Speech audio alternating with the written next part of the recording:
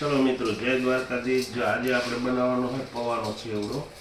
અને પૌવાનો છેવડો કેવી રીતના બને ને એ તમે વિડીયોમાં બન્યા રહેજો અને જોતા રહેજો। એની રેસીપી કરીએ આપણે ચાલુ। જો આટલા પૌવા લઈ લીધા છે અને જો આટલી ધાણા ભાજી લઈ લીધી છે। એને બધું તરવાનું છે આપણે। તેલ આવે એટલે તરવાનું ચાલુ કરીએ। જો હવે તેલ ગરમ કરવા મૂકી દીધું છે અને મેં એક મરચી નાખીને જોયું તેલ આવી જાય ને એટલે પછી આપણે તરવાનું ચાલુ કરીએ। એટલે તેલ આવી ગયું એવું લાગે છે તો ચાલો આપણે તરવાનું કરીએ ચાલુ। જો આપણે આ ધાણા ભાજી અને મરચી 2-3 નાખી છે।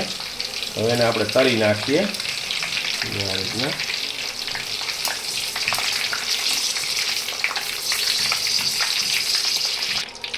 જો આટલા માંડવીના દાણા લઈ લીધા તરવા માટે।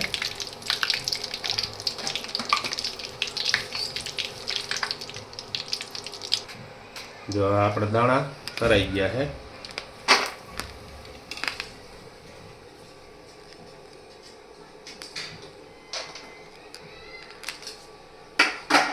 હવે આપણે છે ને જો આ પૌવા તરી નાખીએ। આ રીતે રાખો ને એટલે થોડુંક તમારે કાઢવામાં હલવું પડે। જો આપણે પૌવા તૈયાર થઈ ગયા તરાઈ અને કાઢવામાં જો એટલી મહેનત થયા ઝારો થોડો ઓલો પડે છે એટલે પૌવા નીકળતા નથી। તરાઈને કમ્પ્લીટ થઈ ગયા છે જો અને ક્રિસ્પી જો થોડુંક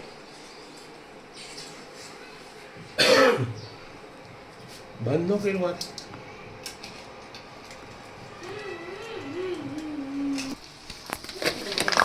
જો આ થોડોક લીમડો કરી નાખીએ આપણે।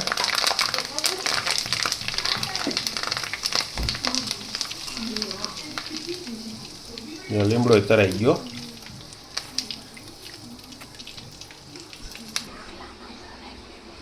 જો એમાં હે ને 2-3 મરચી નાખી છે અને ધાણાભાજી તરીને નાખી છે, લીમડો તરીને નાખ્યો છે। હવે એમાં હે ને થોડુંક આપણે હળદર એડ કરી દઈએ બરાબર। અને થોડુંક હે ને હિંગ નાખી દેવાનું।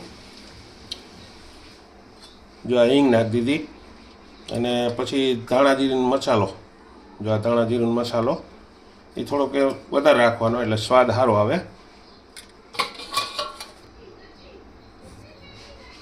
જો 1/2-1 ચમચી જેટલું સિંધવ મીઠું નાખવાનું આપણે એમાં। જો નાખી દીધું બરાબર। હવે એને આપણે છે ને મિક્સ કરી નાખ્યું।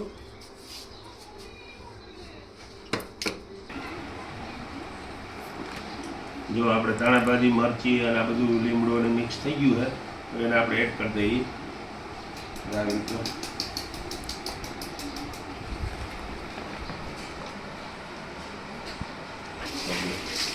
જો આપણે હે ને સેવડાનું જો આમ આવી રીતના લીલવણી એકલા તમને આમ દેખાય એવી રીતના બધું કમ્પ્લીટ હલાવીને કમ્પ્લીટ કરી નાખ્યું। જો આપણો સેવડો અને એમાં છે ને આ તરેલા દાણા, જો આ તરેલા દાણા બરાબર અને આ તરેલી દાળ। હવે એને આપણે મિક્સ કરી નાખવાનું છે।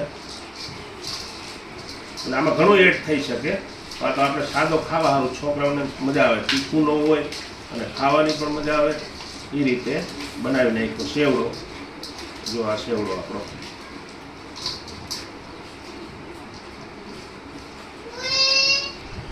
આમાં ઘણું બધું એડ થાય તમારે કરવું હોય તો ચટણી, મીઠું, હળદર।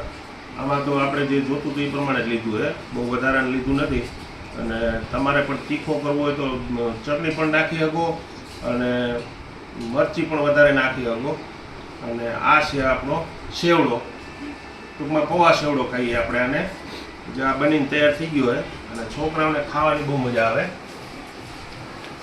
જો આ સેવડો આપણો પૌવા સેવડો કહેવાય એને।